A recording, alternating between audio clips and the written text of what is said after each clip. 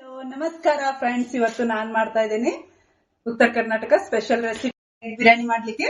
ಒಂದು 8 ಎಗ್ ತಗೊಂಡಿದ್ದೀನಿ. ಇವಾಗ ಬಾಯ್ಲ್ ಮಾಡ್ಲಿಕ್ಕೆ ಹಾಕ್ತಾ ಇದ್ದೀನಿ ಎಗ್.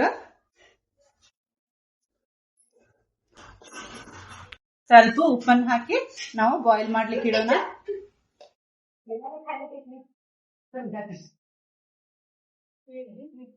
ಇವಾಗ ನಾನು ಹಸಿ ಮೆಣಸಿನ್ಕಾಯಿ ಹಾಕ್ತಾ ಇದ್ದೀನಿ.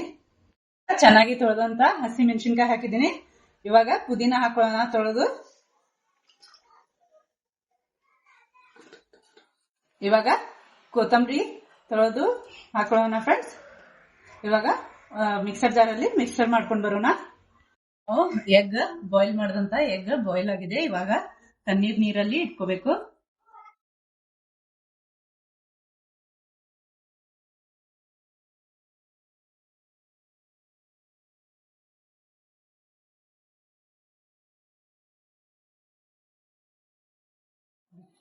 ಒಂದು ಏಲಕ್ಕಿ, 4 ದಾಲ್ಚಿನ್ನಿ ಮತ್ತೆ 4 ಕರಿಮೆಣಸು ತಗೊಂಡು ಎಲ್ಲ ಜಸ್ತಾ ಇದ್ದೀನಿ.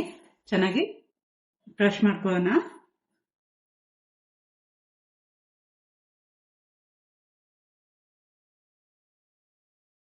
ಒಂದು ಪಾತ್ರೆ ತಗೊಂಡಿದ್ದೀನಿ. ಪಾತ್ರೆಗೆ ನಾನು ದೊಡ್ಡ ಸ್ಪೂನಿಂದ 2 ಸ್ಪೂನ್ ಅಷ್ಟು ಎಣ್ಣೆ ಹಾಕ್ತಾ ಇದ್ದೀನಿ ಫ್ರೆಂಡ್ಸ್. ಇವಾಗ ಎಣ್ಣೆ ಹಾಕಿದ್ದೀನಿ. ನಾನು 2 ಟೊಮೆಟೊ, 2 ಉಳ್ಳಾಗಡ್ಡಿ ತಗೊಂಡಿದ್ದೀನಿ ದೊಡ್ಡ ಸೈಜಲ್ಲಿ, ಮತ್ತೆ ಪುದೀನ. ಇದು ಒಂದು ದೊಡ್ಡ ಸ್ಪೂನ್ ಅಷ್ಟು ಅಲ್ಲ ಬೆಳ್ಳುಳ್ಳಿ ಪೇಸ್ಟ್.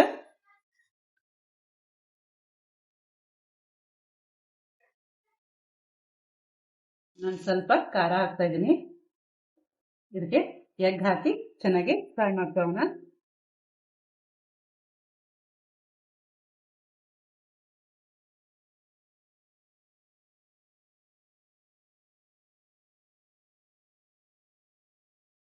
ಎಗ್ ಸೈಡ್ ಇಟ್ಕೊಳ್ಳೋಣ.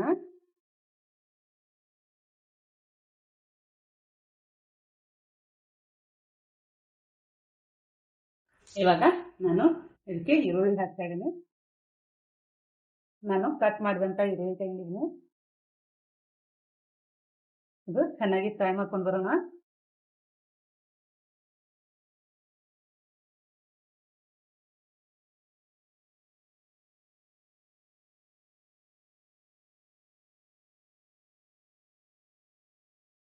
ಇವಾಗ ಅಲ್ಲ ಬೆಳ್ಳುಳ್ಳಿ ಪೇಸ್ಟ್ ಹಾಕ್ತಾ ಇದ್ದೀನಿ, ಮತ್ತೆ ಟೊಮೆಟೊ, ಪುದೀನ ಎಲ್ಲವನ್ನು ಹಾಕಿ ಚೆನ್ನಾಗಿ ಮತ್ತೊಮ್ಮೆ ಫ್ರೈ ಮಾಡ್ಕೋಬೇಕು.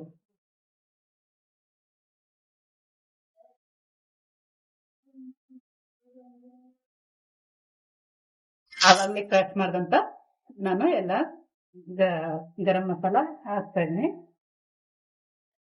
ಇದು ಕಸ್ತೂರಿ ಮೆಥಿ ಹಾಕ್ತಾ ಇದ್ದೀನಿ.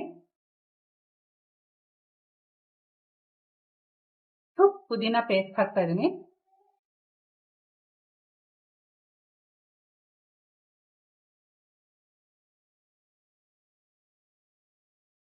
ಇವಾಗ ಒಂದು ಪಲಾವ್ ಎಲೆ ತಗೊಂಡಿದ್ದೀನಿ. ಚೆನ್ನಾಗಿ ಎಲ್ಲ ಫ್ರೈ ಮಾಡ್ಕೋಬೇಕು. ರುಚಿಗಾಗುವಷ್ಟು ಉಪ್ಪು,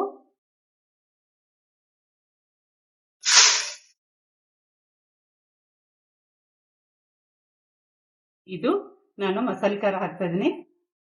ಎಲ್ಲ ಚೆನ್ನಾಗಿ ಒಂದು 5 ನಿಮಿಷ ಫ್ರೈ ಆಗ್ಲಿಕ್ಕೆ ನಾವು ಮುಚ್ಚಿಡೋಣ. ಚಿಕ್ಕ ಕಪ್ಪಿಂದ 1 ಕಪ್ಪಷ್ಟು ಮೊಸರು ತಗೊಂಡಿದ್ದೀನಿ. ಚೆನ್ನಾಗಿ ಮೊಸರು ಫ್ರೈ ಮಾಡ್ಕೊಳ್ಳೋಣ. ಎಲ್ಲ ಹಾಕಿ ಚೆನ್ನಾಗಿ ಫ್ರೈ ಮಾಡ್ಕೋಬೇಕು. ಇವಾಗ ಸ್ವಲ್ಪ ಅರಿಶಿನ ಚೆನ್ನಾಗಿ ಮತ್ತೆ ಫ್ರೈ ಮಾಡ್ಕೋಬೇಕಾಗ್ತದ. ಎಷ್ಟು ಫ್ರೈ ಮಾಡ್ಕೋತೀವಿ ಅಷ್ಟು ಸ್ಮೆಲ್ ಚೆನ್ನಾಗಿ ಬರ್ತದ. ಇದು 1 ಚರ್ಗಿಯಿಂದ 2 ಚರ್ಗಿಯಷ್ಟು ನೀರ್ ಹಾಕ್ಬೇಕು.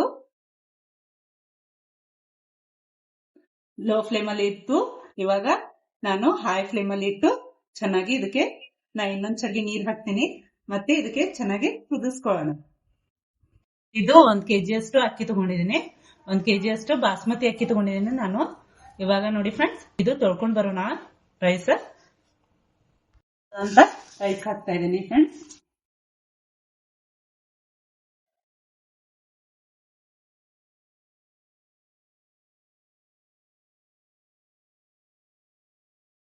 ಇದು ಚೆನ್ನಾಗಿ ಹೀಗೆ ತಿರುಗಿಸ್ಕೋಬೇಕು.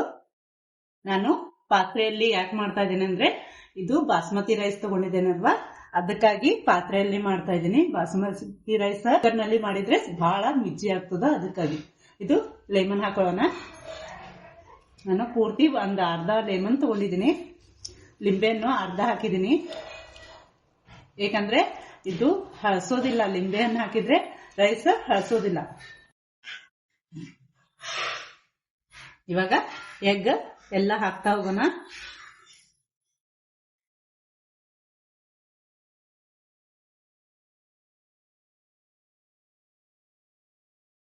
ಇದರ ಮೇಲೆ ಮುಚ್ಚಿ ನಾವು ಉಂಗೋಳೋ ಮಟ್ಟ ಬಿಡ್ಬೇಕು. ನಾನು ಬಿರಿಯಾನಿ ಹೇಗಾಗಿದೆ ಅಂತ ನೋಡ್ತಾ ಇದ್ದೀನಿ. ಹೇಗಾಗಿದೆ, ಇನ್ನೂ ಆಗ್ಬೇಕು. ನೋಡಿ ಎಷ್ಟು ಚೆನ್ನಾಗಿ ರೈಸ್ ಆಗಿದೆ. ಹೀಗೆ ಉದ್ದುದ್ದಾಗಿ ಆಗ್ತದ. ಕುಕ್ಕರ್ದಲ್ಲಿ ಮಾಡಿದ್ರೆ ಅಲ್ಲೇ ಮಿಜ್ಜಿ ಆಗ್ತದ ಅಂತ ನಾನು ಪಾತ್ರೆಯಲ್ಲಿ ಮಾಡಿದ್ದೀನಿ. ಇನ್ನೂ ಆಗ್ಬೇಕು ಇದು. ನಾನು ದಮ್ ಎಷ್ಟು ಚೆನ್ನಾಗಿ ರೈಸ್ ಆಗಿದೆ ನಮ್ದು. ಇವಾಗ ನಾನು ನಿಮ್ಗೆ ತೋರಿಸ್ತಾ ಇದ್ದೀನಿ ನೋಡಿ. ಇವಾಗ ನಾನು ರೈಸ್ ಒಂದು ಸರ್ವಿಂಗ್ ಬೌಲಿಗೆ ಹಾಕ್ತಾ ಇದ್ದೀನಿ.